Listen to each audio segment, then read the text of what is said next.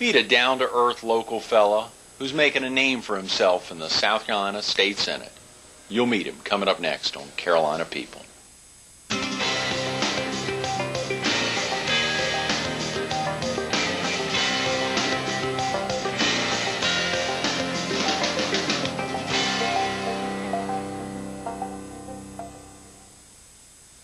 Good morning. Welcome to Carolina People. This morning we're at the Myrtle Beach Herald, Myrtle Beach's oldest locally owned newspaper, at its offices at Myrtle Square Mall. And we're visiting with our resident senator, Luke Rankin. Good morning. Good morning. Senator Rankin. Thank you, Greg. Do you mind if I call you Luke? Please do. I'd be offended if you didn't. Well, that's great. Thank you very much. And you are truly Horry County Senator. Right. I'm within the county line solely, where our adjoining Senate members, Senators Elliott, McGill, and Ravenel, all share multiple counties in their districts. I am solely within the boundaries of Horry County, which is a great thing. I don't travel to 5 different cities as those folks do. I'm only in a couple of parades and enjoy the tight confines of this district. And you think it is good to be able to just serve one county as opposed to multiple? Of course, those guys are men and women do an amazing job of serving large areas, but you think it's not only a lot easier, but it really is. And we in this region have a very common goal and common business focus, but here in Horry it is purely tourism. In my district I have little to no agricultural, so my focus is what the focus of Horry County is, and I can be true to that and not split my allegiances for other issues. And your hometown is in the district as well. That's right. Grew up in Conway, practiced law in Conway, live in Myrtle Beach.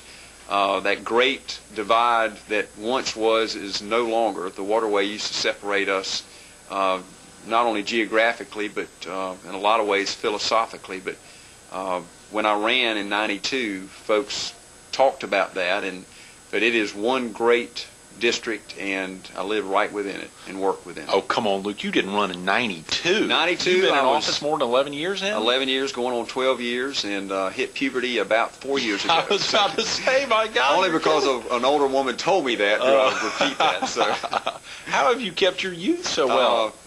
I give all the credit to my mother and father, primarily my mother, who just now, at the ripe age of 39, has a few gray hairs showing on her head. But anyway, I'm blessed with at least youthful appearing genes. I may not be wearing well inside or mentally, but anyway.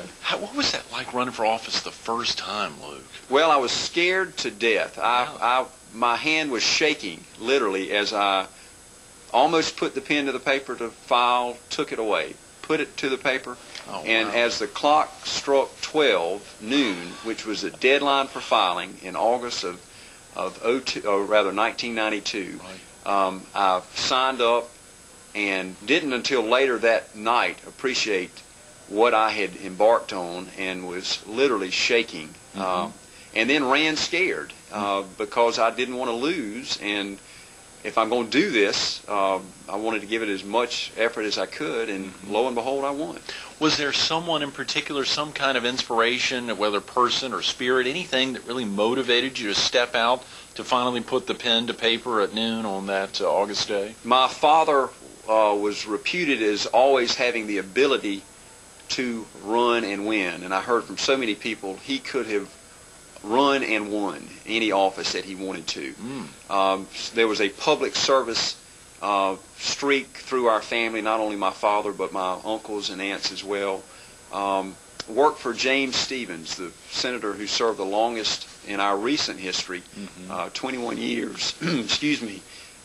Worked under him as a law clerk and was inspired by him as well. So served under, paged under Ralph Ellis as a college student, and liked what I saw, and thought one day maybe I'll walk those halls in Columbia. That was Senator James Stephens. James Stephens. He was in Horry County, Senator? He was in Horry County, served until '76 when Ralph Ellis of Little River defeated him. He served for 2 terms. Then Bud Long had it for 2 terms, which is a 4-year term. And then in '92 there was an opening, and young, dumb Rankin said, I'll try. So How exciting, Luke. What an amazing thing. And to give that commitment back year after year, serving in that position now, going into your 12th year, as you said, just what's that like representing others, their interest in our state capital? And, of course, you know a lot of our viewers are in North Carolina, but whether you're a representative or a senator from Whiteville or Lumberton and you're going to Raleigh, in this instance you travel to Columbia, what's that like representing others' interests? It is an honor. And you can't forget that. You might get frustrated with a call at a weird hour with a weird question or a problem that you know you can't handle. But it really is an honor, first off. It is a fun thing. If we're making a difference, if we're helping people, if we're producing, it is a rewarding thing. Right. It can be challenging at times. You've got to be 3 places at one time, but so far so good. I'm not in love with the position. I like what I do. I don't hold it too tightly. I'm not enamored with the name or the position in terms of the power, but it can be a very useful position for people. And so far so good. I use that term repeatedly, it seems, that I'm enjoying helping people. And that's the bottom line. That's what we're doing, be it here, North Carolina, where if you offer for elective office, you are offering yourself, good, bad, and indifferent, hopefully more good that the people see and find than the other, but you're offering yourself up to try to help people. Right, very definitely, and help is a huge word. 4 letters, but a huge, huge word. Let's talk about growing up in Conway, Luke.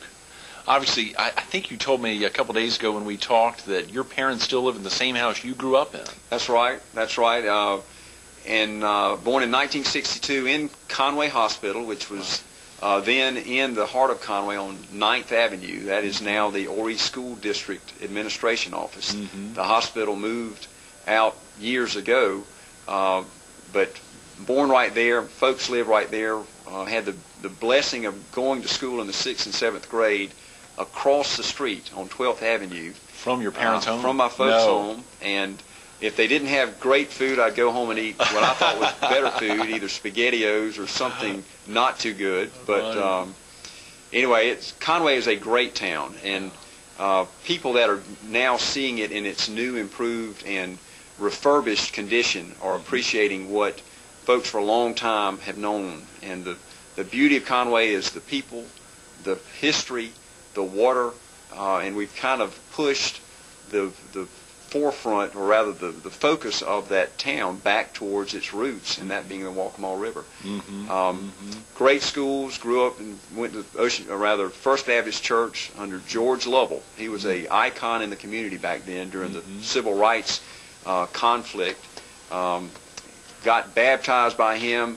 Forever saw hip waders hanging in the boys' room or men's room at the Baptist church, and was afraid that was a human, not knowing that George Lovell put those things on, and I would later find him wearing those when he dunked me under the water. Yeah, wow.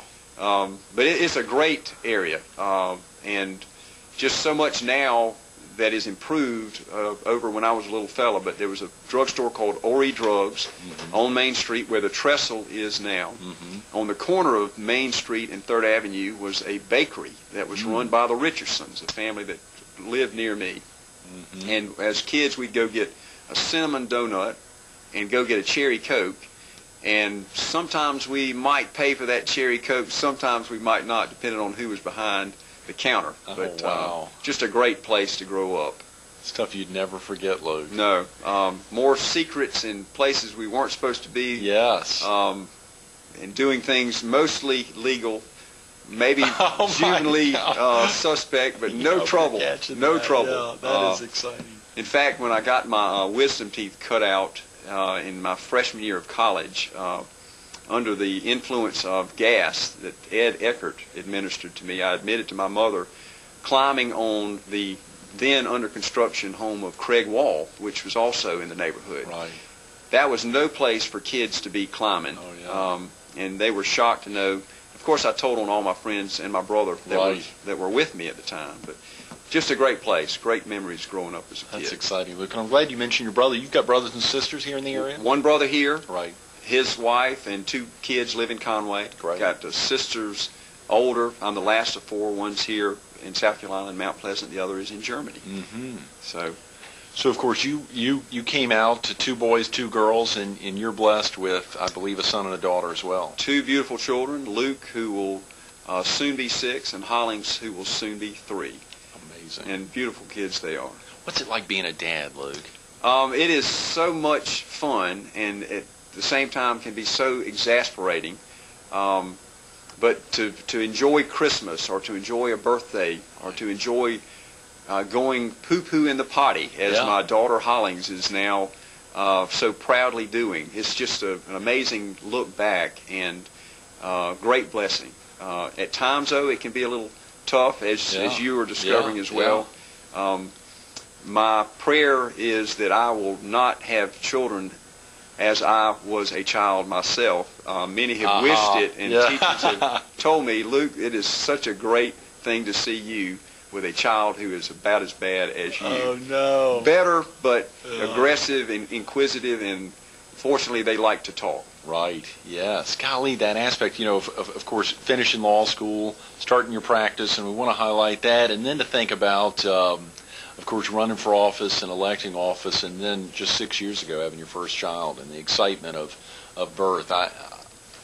Was there anything could you have described it to anyone prior to, any of the expectations of the birth of your first? No, and it's amazing when you're single with or without a child, you kind of, after a while, hear couples talking about their children, and you kind of wonder, well, are we going to talk about anything else? Right. And never expecting that you too will be so wide-eyed and just proud of what's going on, and focus so much on your children. Such a great experience, and I am truly blessed to have 2 healthy, smart so far kids. Yes, yes.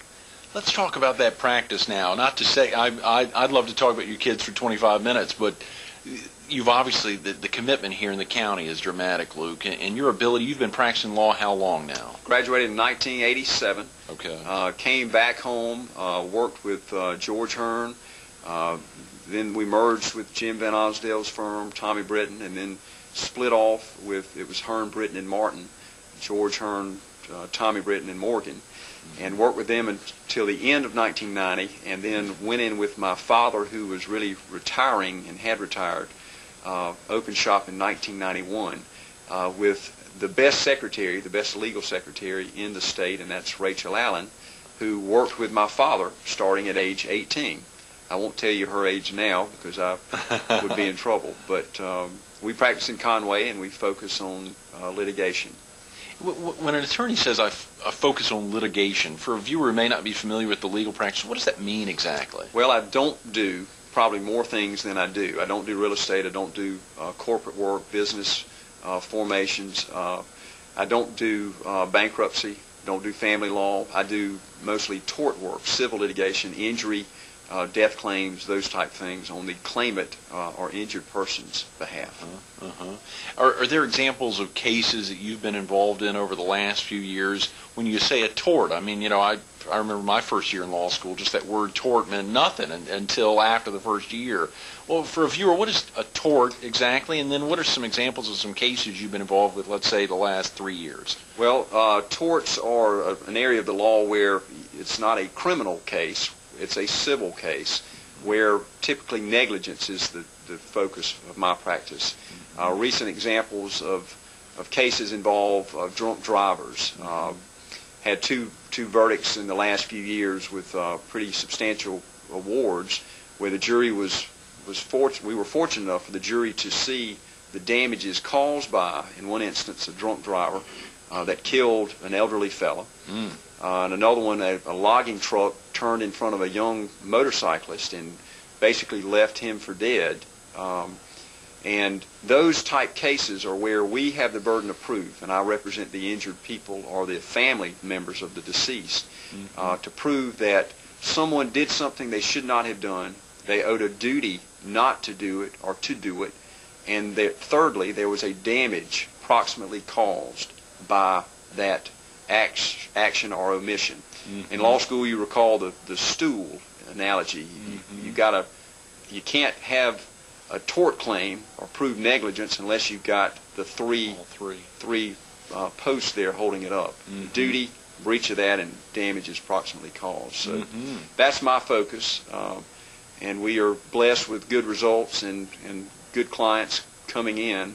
I always say, and I've always heard, in fact, good begets good in life, and so far in the law practice area, we are blessed with good results. Now, Luke, you're able to keep your practice going while you're in Columbia and commuting back and forth, and let's talk about that cycle just a little bit. Are you in session right now? No, in South Carolina, many don't know this, but it is a part-time legislature. We're in the first Tuesday in January through the first Thursday in June, 3 days a week. At most, I would be in Columbia Tuesday, Wednesdays, and Thursdays, and mostly I come back on Tuesdays, up and back.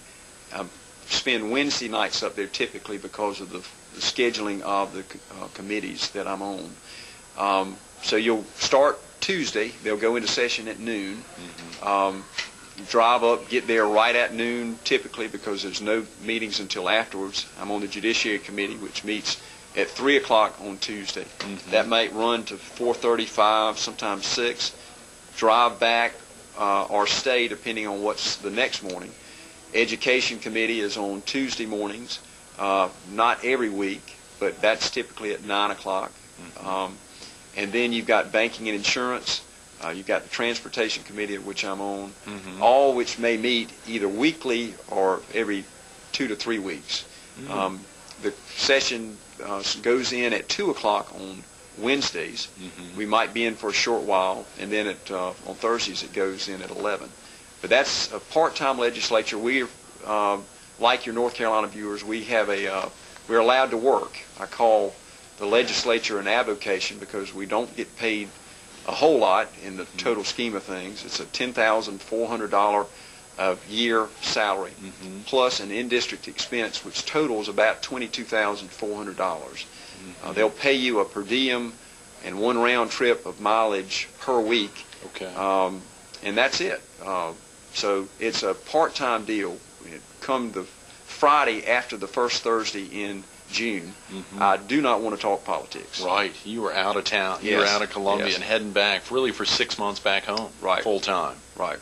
Wow. Well, that can put a strain on things in your life, Luke. I mean, when you talk about help, again, help's a big word, but and you're talking primarily just one night up, but that's a big deal in your life. It is a big deal. I don't know much else right now, which is fine, but I've got 2 people in the office that help that run efficiently and smoothly. That's Rachel Allen and Carrie Johnson, who are tremendous helps to me. Here in your Conway law practice. That's right. Now, what about in the office in Columbia? If a viewer was to pop in and visit you, let's say a viewer from Ainer was to pop in and to see you, who would they see in the office? Is Luke doing everything? No, they would see Marie Waller. And Yancey McGill and I share an office, and we share Marie's help. She's there full time. We have pages generally in the session time unless there's a budget crunch. I've not had a page this last year to try to save a little bit of money, but that would be who you'd see in there. What was your first childhood job, Luke? Cutting grass, probably. Then I graduated to a long stint in the tobacco handling business. That stint of 1 week. Yeah. I think they call it monkeyed on the Thursday, 4th day, working with the Barkers in Conway. They had a farm in the Allsbrook area. That 1 week stint was enough of farm work for me. Then going to McDonald's, working behind the cash register and then behind the grill. Right. And then driving an ice truck with Ken Henson at Four Seasons Ice here in Myrtle Beach for 4 years. You dearly remember both your first and the first handful of jobs. Yeah. When you think about your first job as an adult, it was really after law school, I guess. Right.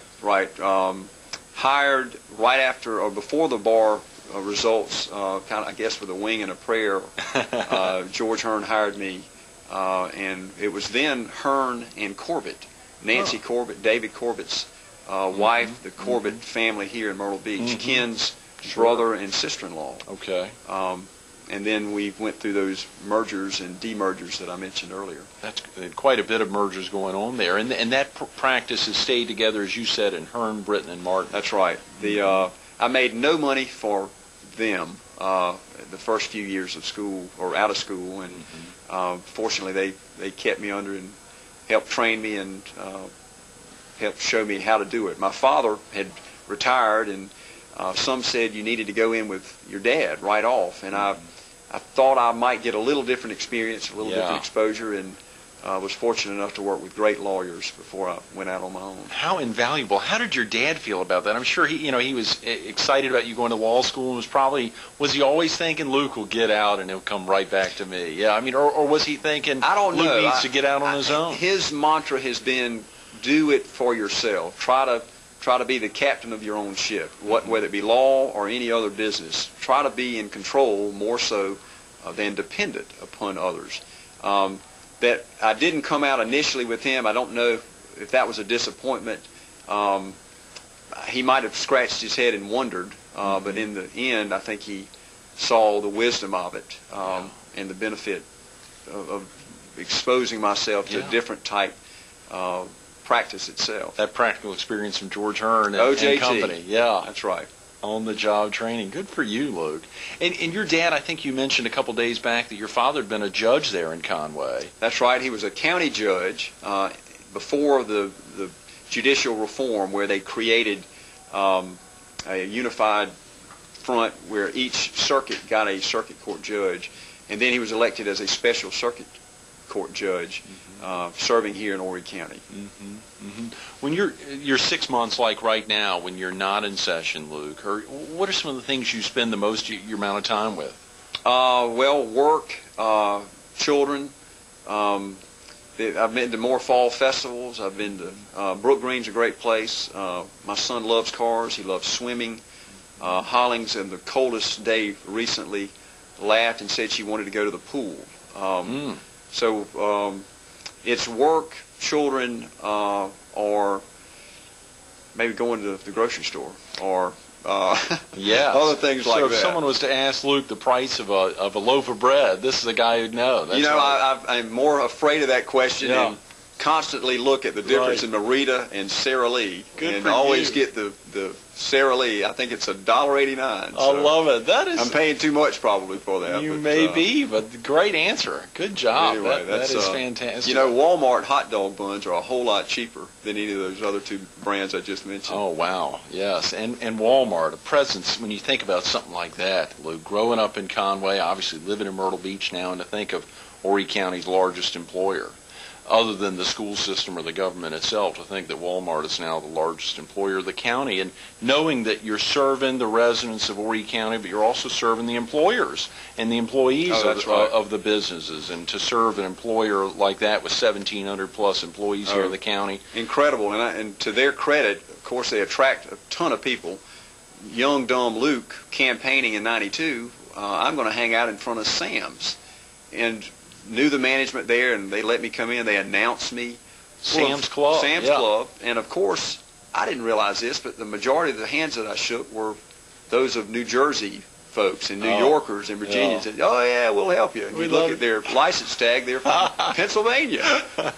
So I learned the next cycle how to better use my time. Well, that has changed now, my gal, when you think about all the folks that go in those doors. You're right, still a heck of a lot from out of state, but and the local merchants, and to see the changes, Luke, when you think about growing up in Conway in the 70s, living in Myrtle Beach since the late 80s, you've been here 15 years now. Well, and I'm still young. There have been a lot of accomplishments that our area has been the beneficiaries of, and a lot of people who have helped our county grow with the infrastructure that we've got, the new roads.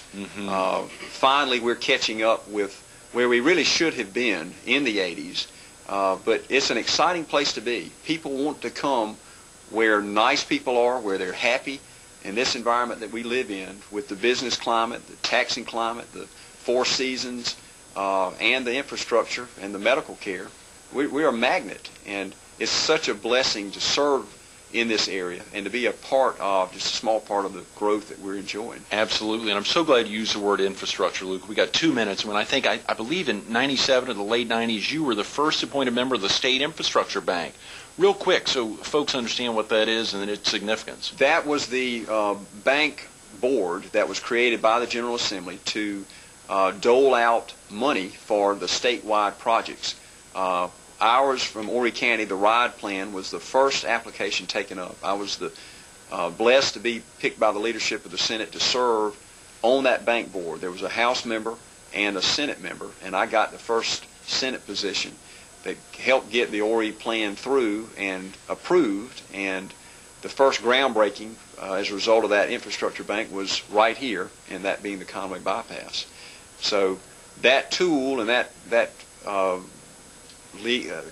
creation of the General Assembly is what funneled the state, the local, and the federal money to the road effort that we've got underway right here. So exciting position to be on. Fortunately, we got everything that the county asked for at that time. Absolutely, Luke. Lastly, if you weren't currently representing Horry County in the state Senate or practicing law in Conway, what do you think you'd be doing? Well, I would either be talking to somebody at Walmart, returning a overdue library book, investigating another fall festival or spring festival. My mouth would be open probably, and I would be moving somewhere.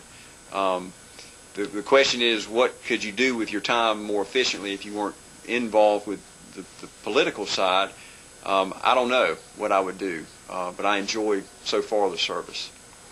Inspired by his dad and James Stevens, other names like that, having kept his youth thanks to his mother and father, the aspects of support in the office from not only a Rock, but also a Rachel, and the commitment of being a great dad, as well as serving all the residents of Horry County. Luke Rankin, special day. Thanks so much for being with us. Thank you very much. Absolutely. Enjoyed it. Stay tuned to more Carolina People coming up next.